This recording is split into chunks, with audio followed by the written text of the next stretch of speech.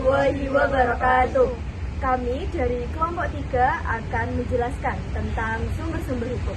Sebelumnya, perkenalkan nama saya Siti Tasya Novia Fitriani dengan NIM 25080100126 dan teman saya. Perkenalkan, nama saya Niken Ayu Arini Tanjung dengan NIM 250801049. Saya Nisa Rizky Ramadhani Aska dengan NIM 25080100500. Dan saya Himawan Sulaksono dengan NIM 25080101498. Pengertian sumber hukum. Sumber hukum adalah tempat atau asal mula dari mana suatu hukum itu berasal atau muncul. Hal ini mencakup segala sesuatu yang melahirkan, mempengaruhi, atau menjadi dasar hukum seperti asas hukum, dokumen hukum, undang-undang, kebiasaan, jurisprudensi, dan perangkat internasional. Macam-macam sumber hukum. Sumber hukum formal. Sumber hukum dari segi bentuk dan proses pembentukan hukum berupa dokumen resmi dan aturan yang memiliki kekuatan hukum. Misalnya, undang-undang, kebiasaan, perangkat, jurisprudensi, dan juga doktrin.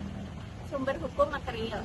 Sumber hukum dari segi isi atau materi yang menjadi dasar terbentuknya hukum, seperti nilai-nilai, pandangan hidup, dan kondisi sosial yang mempengaruhi isi hukum.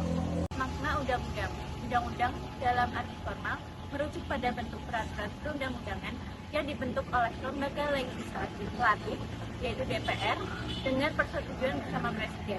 Dalam arti ini, UU adalah produk hukum resmi yang dibuat sesuai prosedur tertentu. Undang-undang dalam arti material, menyangkut isi atau materi substansial dari undang-undang tersebut. Artinya, undang-undang adalah aturan yang memiliki muatan tertentu yang mengatur hak dan kewajiban masyarakat dilihat dari segi isi, bukan hanya bentuk. Selanjutnya, berlakunya hukum. Pertama, berlaku secara yuridis apabila penentuan didasarkan pada kaidah yang lebih tinggi tingkatannya, menurut Hans Bauer. Yang kedua, berlaku secara sosiologis, artinya bahwa efektivitas kaidah hukum didasarkan pada kekuasaan atau penguasa, atau berlakunya kaidah hukum didasarkan adanya pengakuan atau diterima dan diakui dengan sendirinya oleh masyarakat. Dan ketiga adalah berlaku secara sosiologis, artinya sesuai dengan prinsipia atau cita-cita hukum sebagai nilai positif yang tertinggi. Selanjutnya, alasan berakhirnya undang-undang. Yang pertama, ditentukan sendiri dalam undang-undang itu. Kedua, dicabut secara tegas oleh pembuat undang-undang atau hakim. Ketiga, undang-undang yang lama bertentangan dengan undang-undang yang baru, berlaku asas lex post speciali, derogat lex priori.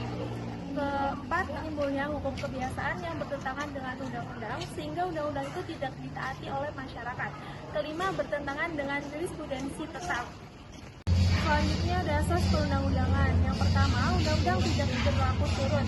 Kedua, undang-undang tidak dapat diganggu-gugat. Ketiga, undang-undang tidak lebih tinggi mengesampingkan undang-undang yang lebih rendah. Keempat, undang-undang yang bersifat khusus mengesampingkan undang-undang yang bersifat umum. Yang kelima, undang-undang yang berlaku baru membatalkan undang-undang yang terdahulu atau yang lama. Berikutnya ada sumber hukum kebiasaan. Sumber hukum kebiasaan adalah praktik perilaku masyarakat atau negara yang dilakukan secara berulang-ulang dalam jangka waktu tertentu, disertai dengan keyakinan bahwa tindakan tersebut merupakan kewajiban hukum. Berikutnya syarat. Syarat ada dua, yaitu syarat material, adanya perbuatan tingkah laku yang dilakukan berulang-ulang di dalam masyarakat tertentu. Lalu ada syarat intelektual, yaitu adanya keyakinan hukum dari masyarakat yang bersangkutan. Ciri-cirinya yaitu tidak tertulis, diterima masyarakat, dan bersumber dari perilaku berulang. Selanjutnya adalah penjelasan tentang jurisprudensi. Jurisprudensi adalah keputusan hakim yang terdahulu yang diikuti oleh hakim dan dijadikan dasar keputusan hakim lain mengenai kasus yang sama.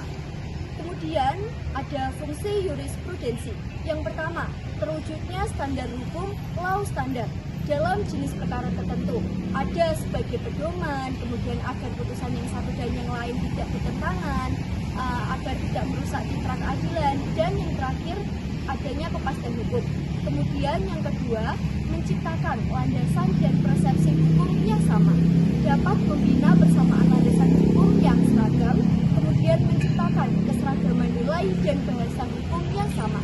Dan yang terakhir, dalam menyelesaikan kasus yang sama diterapkan nilai hukum yang sama dan seragam.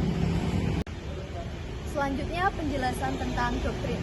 Doktrin adalah pendapat atau ajaran para ahli hukum terkemuka yang memberikan pandangan dan kerangka kerja dalam menafsirkan dan menerapkan hukum, serta dapat menjadi sumber hukum tidak langsung yang kemudian dapat menjadi sumber hukum formal jika telah dijadikan pertimbangan dalam putusan pengadilan atau peraturan perundang-undangan.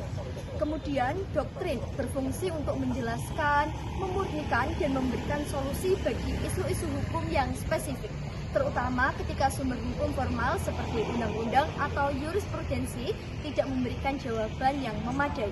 Kemudian, ada contoh doktrin, yaitu doktrin pemisahan kekuasaan, membagi kekuasaan pemerintahan menjadi legislatif, eksekutif, dan yudikatif untuk mencegah penyalahgunaan kekuasaan. Yang selanjutnya penjelasan mengenai traktat. Traktat adalah suatu perjanjian atau persetujuan dua negara atau lebih yang bertujuan untuk mencapai hubungan hukum mengenal suatu objek, yaitu kepentingan yang sama. Kemudian selanjutnya traktat dibagi menjadi beberapa jenis. Yang pertama ada traktat bilateral, yaitu suatu perjanjian internasional yang dibuat khusus antara dua negara saja. Yang selanjutnya ada traktat multilateral, yaitu melibatkan lebih dari dua negara. Kemudian dibuat oleh presiden dengan persetujuan DPR, sedangkan agreement dibuat hanya dengan keputusan presiden. Biasanya masyarakat bidang politik. Dan yang terakhir, suatu traktat berlaku dan mengikat berdasarkan pada suatu asas paksa servanda, yaitu perjanjian harus disepakati. Selanjutnya ada konflik sumber hukum. Konflik sumber hukum adalah pertentangan antara dua norma atau aturan hukum yang berbeda sumbernya, seperti antara hukum adat dan hukum nasional dan hukum internasional, atau antara undang-undang yang berbeda tingkatan yang terjadi karena dua atau lebih aturan hukum tersebut mengatur hal yang sama tetapi dengan cara yang saling bertentangan.